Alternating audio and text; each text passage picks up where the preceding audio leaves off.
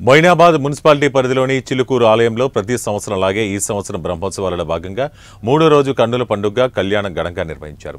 వేద పండితుల మంత్రోచ్చరణలు, భక్తుల గోవిందనామ స్మరణలు, మంగళ వాయిద్యాల నడుమ కలియుగ దైవం శ్రీ వెంకటేశ్వర స్వామివారి కళ్యాణోత్సవం అంగరంగ వైభవంగా భక్తి శ్రద్ధలతో జరిగింది. చిలుకూరు బాలాజీ ఆలయ బ్రహ్మోత్సవాల భాగంగా గురువారం రాత్రి 11 గంటల నుంచి అర్ధరాత్రి 1 గంట వరకు శ్రీదేవి భూదేవి సమేత వెంకటేశ్వర స్వామివారి కళ్యాణాన్ని అర్చకులు రంగాచార్యులు కన్నుల పండుగగా నిర్వహించారు. ముందుగా శ్రీవారిని భక్తులు గోవిందనామ స్మరణల మధ్య ఆలయం చుట్టూ ఊరేగించారు. ఆలయానికి సమీపంలో ఉన్న మండపంలో స్వామివారిని ప్రతిష్ఠించి ప్రత్యేక పూజలు చేశారు. అనంతరం అమ్మవార్లను కూడా ఊరేగింపుగా స్వామివారి వద్దకు తీసుకెళ్లారు.